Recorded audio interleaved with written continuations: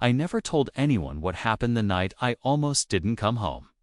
Not because I was afraid of the truth, but because I didn't think anyone would believe how quiet the breaking was.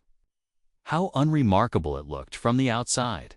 Just a person walking down a street where the streetlights kept flickering, and the night smelled like burnt leaves, and no one stopped me. Not even the part of myself that usually whispered wait, because there was nothing dramatic about the way I disappeared. Not really. It was just one small choice after another until I was somewhere too far from the version of me you once knew. And I think maybe that's why I didn't say goodbye, didn't want you to hear it in my voice. That quiet kind of tremble that says I'm not coming back the same.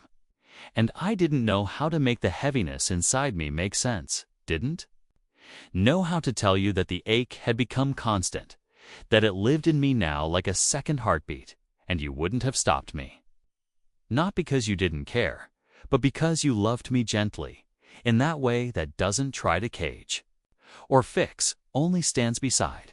And I knew that if I looked you in the eye, even once, the whole thing would collapse. So I left quietly, the way people do when they're trying not to be loved back into staying. And the world kept moving like it always does, indifferent and full of sound. But I couldn't hear anything, except the echo of your voice the last time we spoke, when you said you don't ever have to explain the storms inside you. I'll wait through every thunderclap, and I pretended it didn't land. Pretended it didn't matter, but it followed me like a shadow, like the memory of warmth after cold becomes permanent. And I don't know what pulled me back, not fully. Not all the way, but I remember looking down at my phone in that dim motel room with the wallpaper peeling at the corners and the carpet that smelled like forgotten things. And your name was there. Just your name. No text, no call. Just the icon, as if the universe needed me to remember that someone was still holding space for me. And something inside me shifted. Not dramatically, just slightly. Like the way a door opens a fraction when the wind stirs at the right angle. And I didn't come home that night. Not really. But I didn't disappear either, and the next day. I sent you a message that just said, still breathing. And you didn't ask where I'd been or what I'd done or if I was okay. You just wrote back then, I'll stay right here. And I think that was the beginning of everything.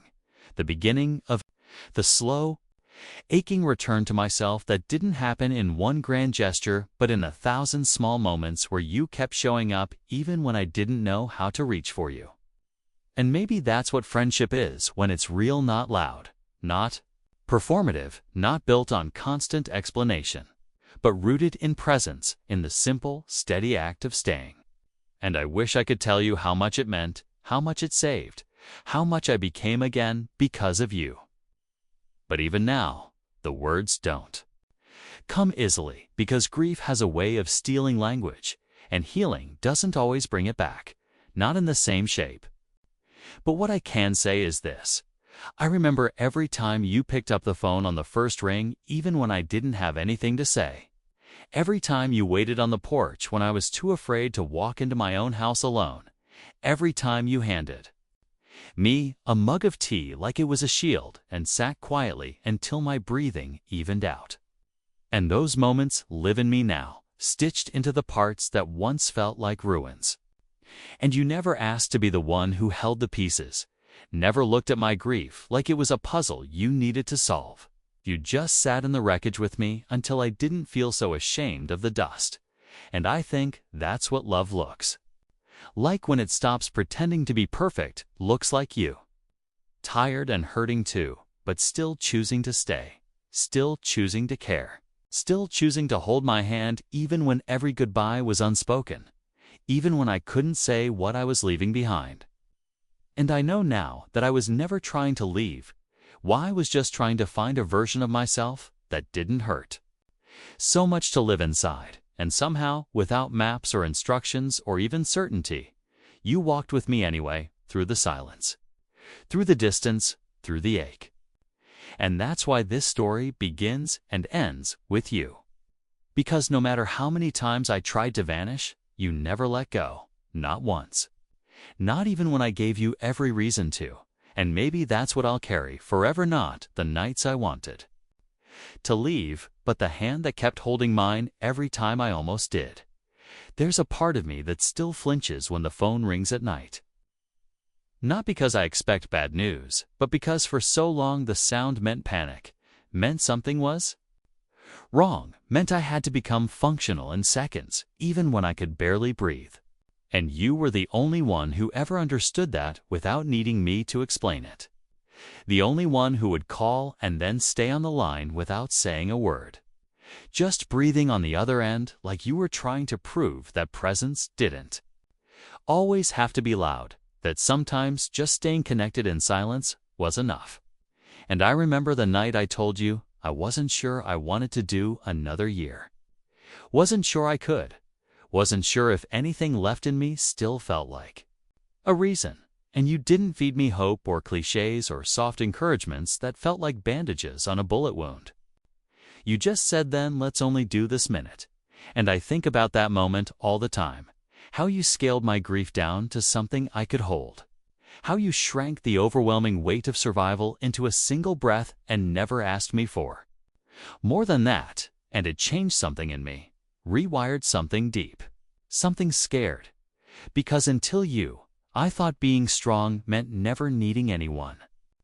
Thought it meant pushing through alone. And you showed me that sometimes strength is the hand you reach for when yours is shaking. Sometimes it's the willingness to let someone see you at your most undone without rushing to clean yourself up for their comfort. And the more I let you in, the more I realized how many doors I had closed out of fear of being too much. Too broken, too strange in the way my sadness sat in the corners of my life. And you never tiptoed around that, never pretended not to notice. But you never made it into a spectacle either. And that balance, that gentle seeing without fixing, was something I'd never experienced before. And maybe that's why I trusted you with parts of me that even I hadn't fully named yet. Because you didn't try to name them for me, didn't rush the unfolding.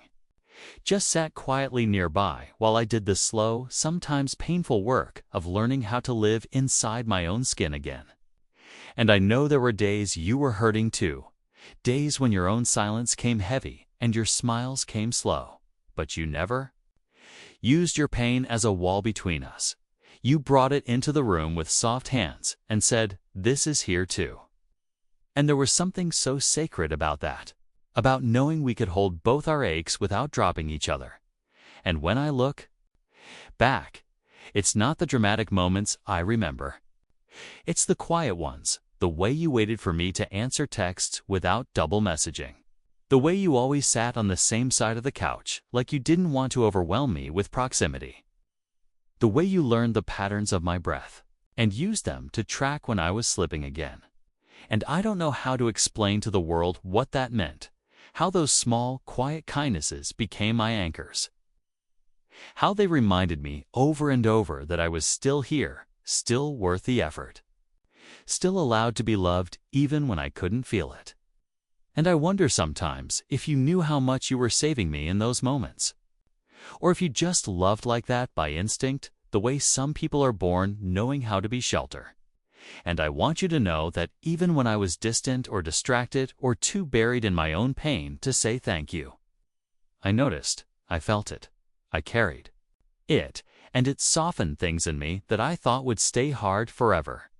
And that's the kind of friendship I never thought I'd have.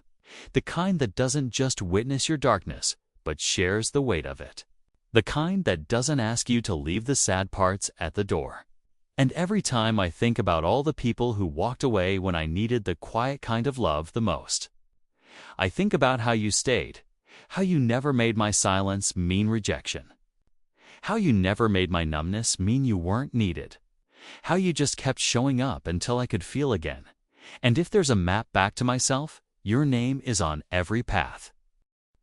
I don't think people talk enough about the grief that comes when nothing specific ends.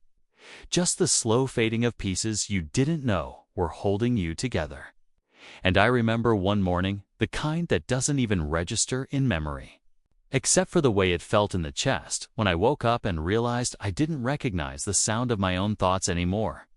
Like I had been living inside someone else's echo, someone quieter, someone lonelier. And I didn't tell anyone that day, didn't post about it, or text, or cry, or scream. I just moved through it like a ghost in my own body, and somehow, without me saying anything, you messaged me something small and ordinary, like, "Are you eating today?" And I swear it cracked something open in me, because even though it wasn't dramatic or profound or poetic, it was presence. It was a thread pulling me gently back into the world, and I know you didn't know the weight of that moment then. Or maybe you did, maybe you always did. Because there was something about the timing of your care that always felt too precise to be coincidence. Like you had memorized the rhythm of my disappearing and knew how to reach in just before I became unreachable.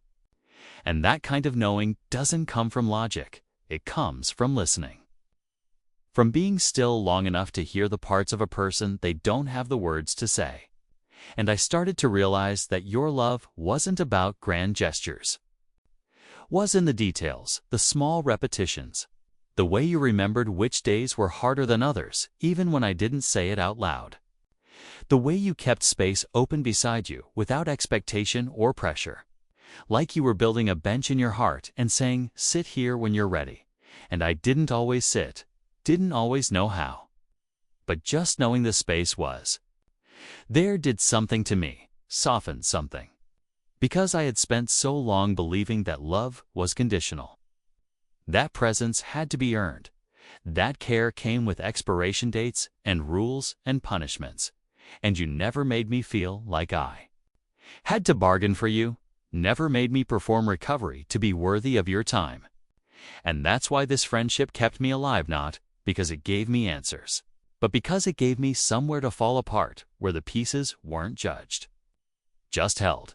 And I wonder if you knew what it meant when you waited outside my building. Without texting first, just sat on the steps with your headphones in, like time wasn't something you were losing. Like I was worth every minute.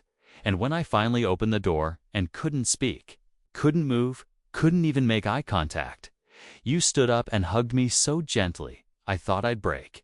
But I didn't break. I melted. Because sometimes, the thing we need most isn't to be saved, it's to be seen. To be met right where we are without needing to rise above it. And you did that every time. Not just when it was obvious I was struggling, but when it was invisible. When I was hiding it behind jokes or silence or vague "I'm fine"s. And I used to think no one would ever care enough to see behind that mask. But you did, and not because you were trying to expose me, but because you wanted to make sure I wasn't carrying it alone.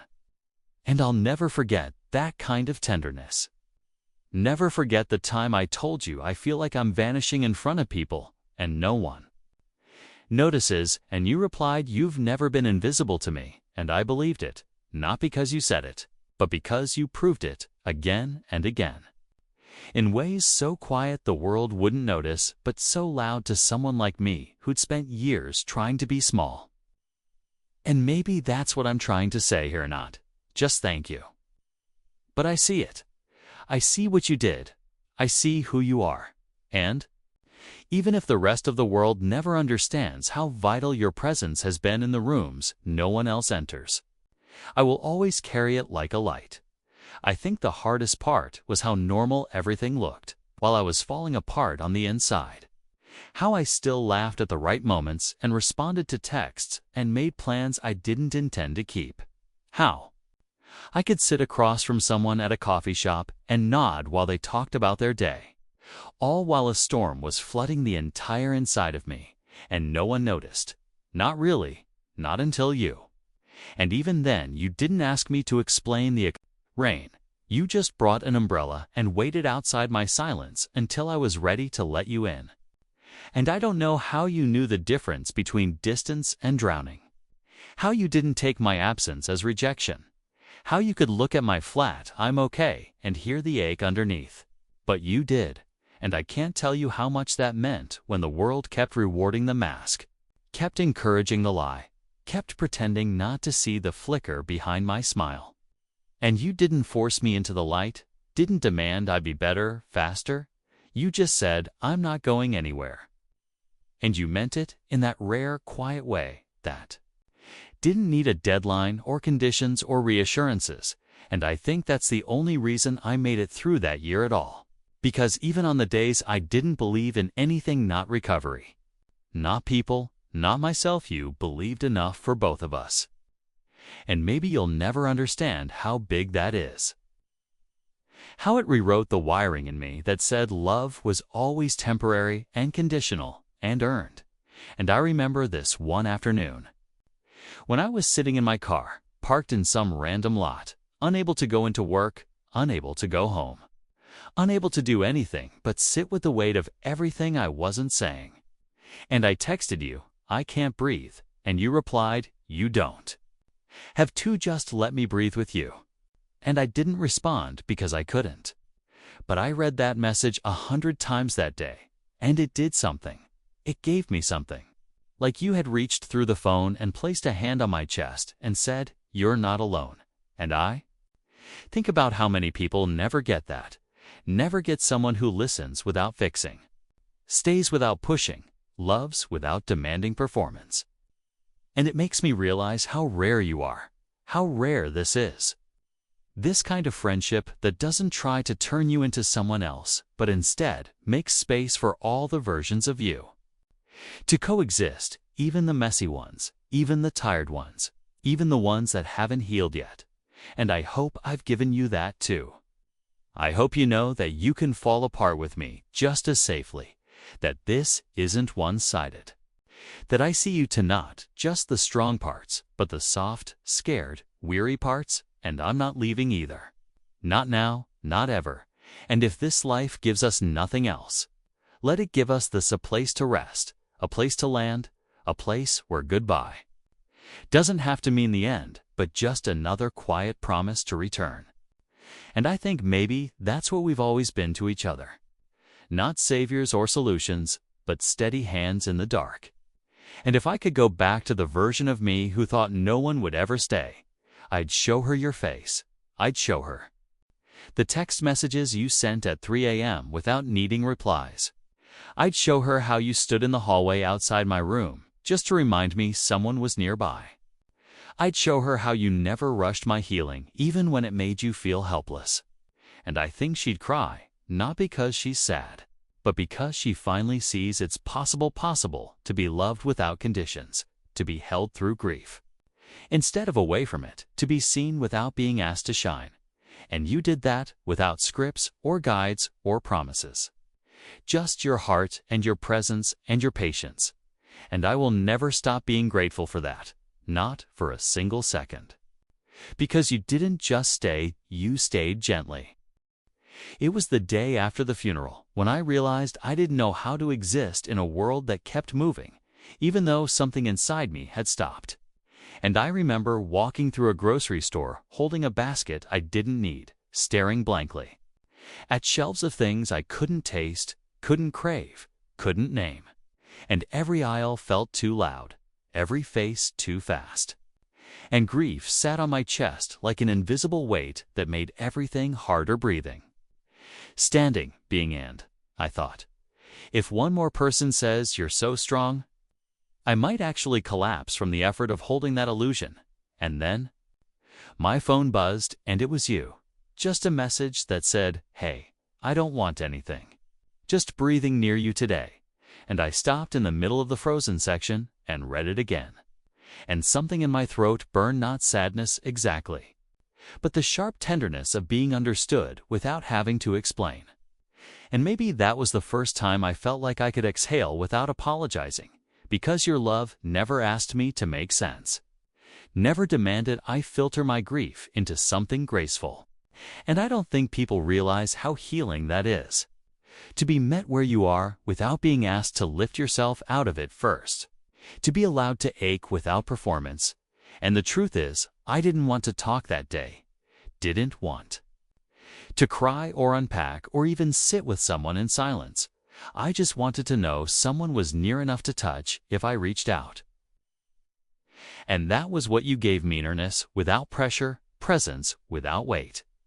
And I wonder sometimes if you ever questioned how much space you were taking up in my life. If you ever thought maybe you were too much or not enough. And I want you to know the answer has always been the same. You were exactly what I needed. In exactly the way I needed it, even when I didn't have the language to say so. Even when all I could do was sit on the edge of my bed, staring at the wall while your voice filled the room through a speakerphone I couldn't answer. And you never hung up, never made it awkward, never asked for more than what I could give. And when the silence stretched too long, you'd start humming a song you knew I loved. Or tell me something mundane about your day.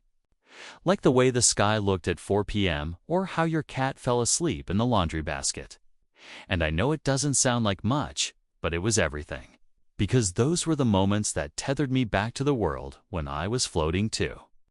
Far outside of it, and I know you weren't trying to fix me. I know you weren't trying to save me. But in your own way, you did. Not with force or solutions or dramatic gestures, but with your softness, with your patience. With the quiet knowing that sometimes people just need someone to stay close while they find their way back. And you always stayed close, even when.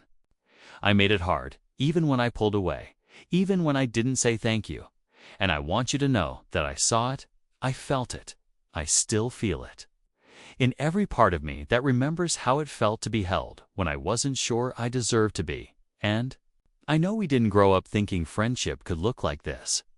Like love without conditions, like care without obligation, like home without walls.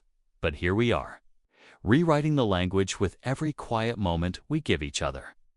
And I just need you to know, no matter how many goodbyes we've stood beside, no matter how many endings we've quietly mourned without saying their names out loud, you've always been the one holding my hand through it all. And not once did I feel like I was walking through it alone. I still remember the way your voice cracked the first time you said, "I'm here if you want to talk." And I almost didn't respond, not because I didn't want to, but because I was afraid that if I opened my mouth even slightly, the flood would come rushing out. The kind of flood you can't stop once it begins, and you didn't push, didn't prod, just let the moment stretch until I found the courage to speak. And even then, I couldn't tell you everything, only fragments, broken pieces of feelings that didn't have shape yet, and you held each one like it was a complete story. Like it was enough. And that's what you've always done, held space. For the parts of me that weren't ready to become whole, sat with the versions of me I didn't recognize yet. Never asking them to hurry, never asking them to be anything more than honest. And it's strange, isn't it, how someone can love the parts of you that you've spent your whole life hiding. How someone can sit in your quiet and not ask for a single explanation, and I think about that often. Especially on days when I feel small. When I feel like all I do is break and rebuild, and break again, and still you stay. Still you show up with your soft voice and steady hands. Still you find new ways to remind me I'm not alone. And I don't know how to thank someone for that. For being the calm in my chaos, for not walking away when the noise got too loud inside me. For not leaving when the silences grew too long between us. And it wasn't always pretty, was it? This friendship of ours, sometimes it looked like late-night messages with no punctuation. Sometimes it looked like you sitting in your car outside my house for hours because I said I couldn't come to the door. Sometimes it looked like long stretches of nothing but breathing on opposite ends of a phone line.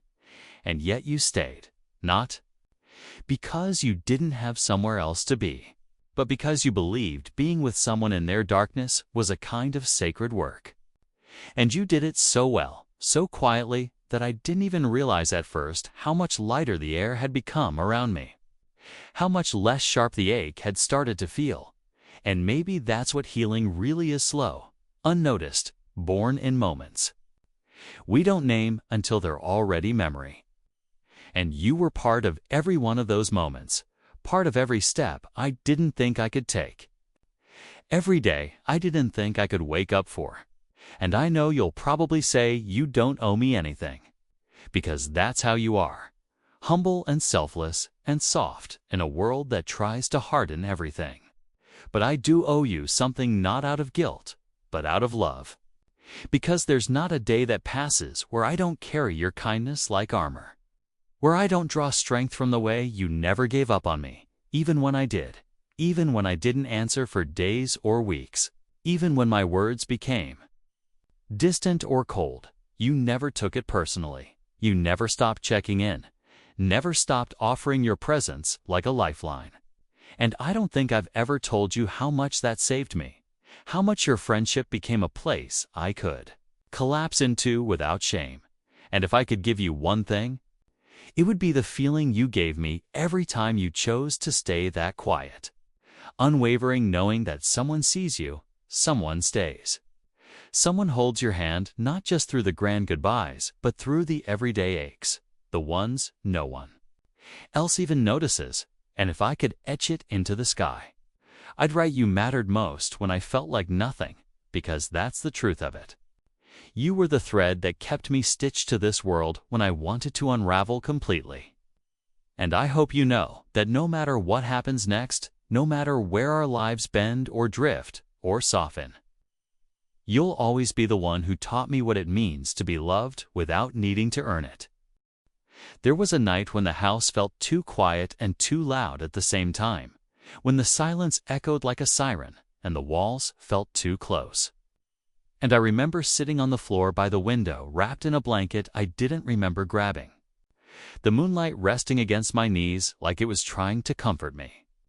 And I wanted to reach for the phone, but my fingers wouldn't move. Not because I didn't want you, but because I didn't want to need you again. Not like this. Not so broken, not so soon. And yet when I finally looked at the screen, your name was already there. Like you knew, like something in the universe whispered to you that I was unraveling quietly again. And your message said only 3 words, "Open the door." And somehow my legs carried me, even though my heart was still catching up. And there you were, sitting on the front steps with 2 cups of something warm and a bag of that cinnamon bread you always bring when the world gets heavy. And you didn't say anything at first, just handed me the cup like it was medicine, like you trusted me to take it in my own time. And we sat there for hours, not saying much, watching the wind move the branches like it had something to say too. And that was always your magic, making silence feel like a language, making stillness feel like love. And I don't know if I ever told you how much that mattered, how much it saved. Because there are wounds that don't bleed and don't bruise and don't swell, but they pulse quietly beneath the skin for years. And most people don't see them, don't notice the way the smile doesn't quite reach the eyes, or the way the hands shake ever so slightly when the world feels too loud. But you always did, you always noticed. Not like it was your responsibility, but like it was your instinct. Like loving someone well meant learning their shadows too. And I used to think friendship was all about laughter and shared memories and matching bracelets and road trips. But you taught me that real friendship is sitting on a cold step with someone at midnight while they're too sad to speak. Real friendship is staying even when it's uncomfortable, even when there's nothing fun or light or easy to hold on to. And I think part of me had been waiting my whole life for someone to love me like that, without conditions, without timelines, without needing me to be better before being allowed to be seen. And it still surprises me sometimes, the way you show up. Not because you have to, but because you want to. The way you remember the little things I forget to say out loud. The way you never make me feel like a burden, even on my messiest days. And I wonder if you know how rare that is, how holy, is to have someone who holds your hand not just during the big goodbyes, but during the little ones too. The ones no one else notices. Like letting go of a version of yourself, or releasing a dream that no longer fits, or forgiving someone who never said sorry. And you've stood beside me for all of them, sometimes with words, sometimes just with your breath in the same room. And I carry that with me now like a second heartbeat. This knowing that even when the world feels distant, there is one place I can go where I don't have to explain why I'm quiet, or tired, or undone. And that place is you.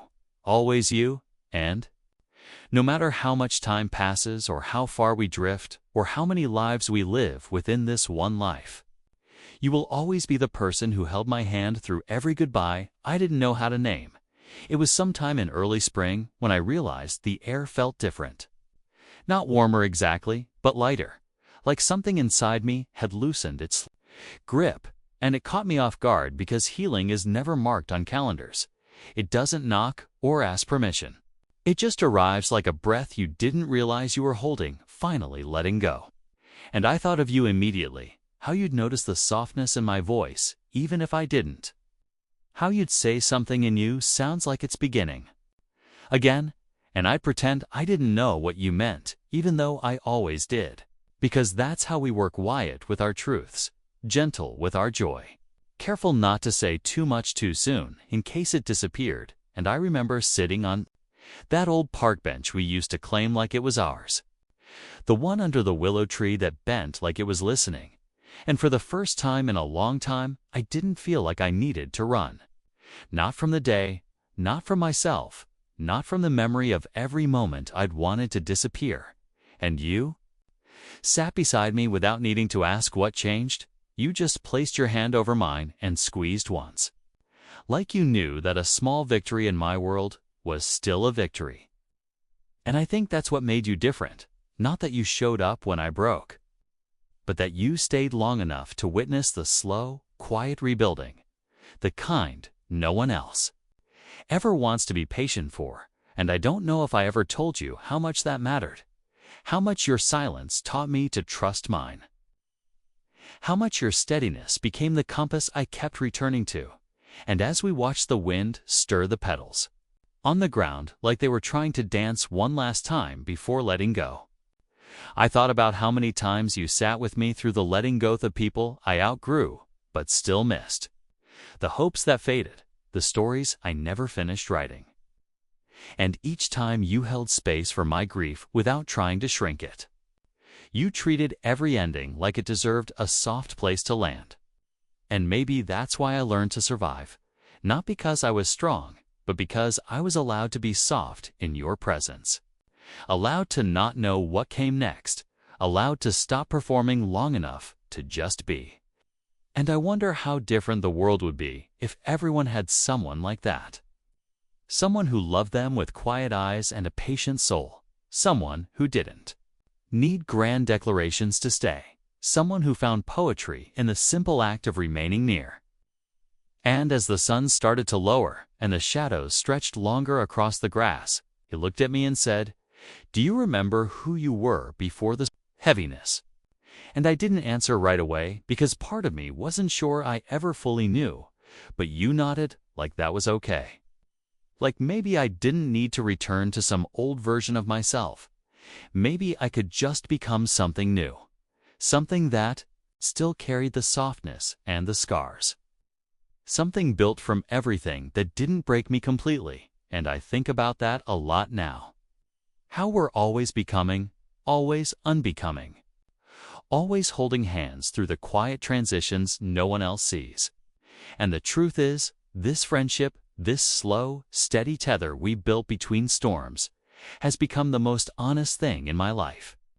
The thing I return to when the world becomes too loud, and maybe that's what I was trying to find all along. Not just peace, but a person who wouldn't let go when I needed it most. And I found that in you. I still find that in you. And I hope you know that every goodbye I survived carried your name somewhere in the silence. It was raining the night I almost said something I wasn't sure I could take back. Not because I didn't mean it, but because some truths are so delicate they only survive in silence. And the weight of what I wanted to say sat in my chest like a stone I'd carried for far too long, and you must have sensed it. Because you didn't ask questions. You just sat across from me on the living room floor while the storm drummed soft and steady against the windows.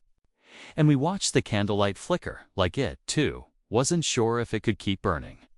And I realized that you had become the only place where my pain didn't echo back at me, too loud to bear. And in that moment, I thought maybe love wasn't Always a word you size, a way you look at someone when they're unraveling and make them feel like that's allowed. Like it's not shameful or dramatic or selfish to be sad. And I had spent so much of my life apologizing for my sadness that it felt like muscle memory. But you never let me say I'm sorry without gently shaking your head like no part of me needed to be ashamed. And I wonder how different I might have been if I had known you sooner. If I had known that friendship could feel like safety instead of judgment, like home instead of performance, like presence instead of pressure. And I want you to know that even though I didn't say it that night, even though the words stayed tucked behind my tongue, I thought it high thought about how you were the one who stayed through every disappearing act I performed, the one who waited patiently when I got quiet, the one who never demanded explanations but always held space for them if I wanted to give them. And you have this way of anchoring people without tying them down, of being there without making it about you. And I've never had that before. Never known what it was like to exist without the fear of losing someone just because I couldn't be bright all the time. And it makes me think of all the little things, the way you remember which side of the bed I sleep on when I stay over. It's the way you always put an extra blanket in the car, just in case. The way you write me letters, even when I haven't responded. In weeks, not to guilt me, but to remind me you're still here. And maybe that's what matters most, the reminders that love can be quiet and still be powerful. That being held doesn't always look like arms. Sometimes it looks like space, like gentleness, like breath. And I think about all the people who passed through my life, who made me feel like I had to shrink to be loved. And then I look at you, still here, still kind, still offering me every unspoken goodbye. I didn't know how to mourn, and I wonder if I've ever told you that I believe in people again because of you, that I believe in myself again because you didn't stop believing when I couldn't. And when I finally turned to you that night and whispered, I don't know how to say it, you didn't press me, didn't pry. Just nodded like you understood that sometimes the hardest part isn't the truth, it's trusting someone to hold it. And you've held mine for so long now, without dropping it, without twisting it, without running from it. And if that's not what love is, I don't know what is. Because you've shown me in 1,000 quiet ways what it means to be chosen. Over and over again, even when I couldn't see my own worth. And I'll spend the rest of my life holding that knowledge close. There was once someone who stayed through every storm, who held my hand through every goodbye I was too tired to say out loud, and loved me not despite the chaos, but inside it. It was the last day of summer when I realized I no longer felt afraid of the quiet. And that startled me, because for so long silence had been the sound of abandonment, of waiting rooms and unanswered messages and doorways where no one came back. But now it was soft, almost sacred, like the hush before a meaningful sentence or the stillness before a needed hug.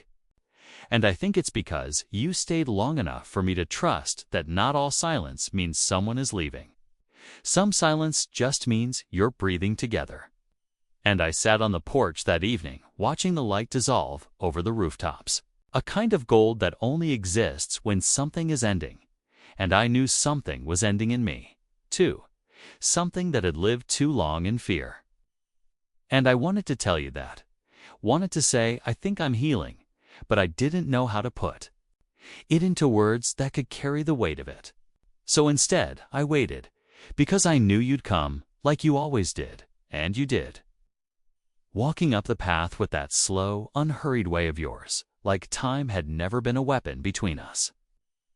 Like you trusted there would always be more, and when you sat beside me and said nothing, I felt the entire world exhale.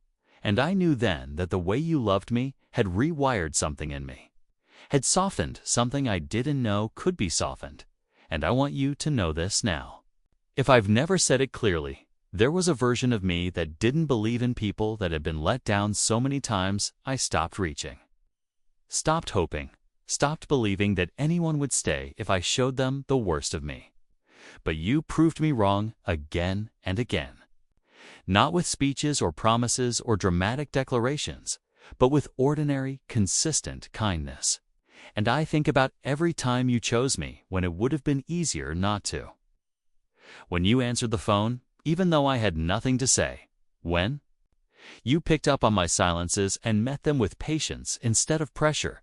When you offered your presence like a quiet place to rest. And I don't think I would have made it here without that, without you. And I know now that love doesn't always arrive the way we expect. Sometimes it comes in the form of a friend who keeps showing up, who never asks you to be anything more than what you are in that moment. And I wonder how many people have missed out on that kind of love because they were taught that it had to look like something louder, something more cinematic.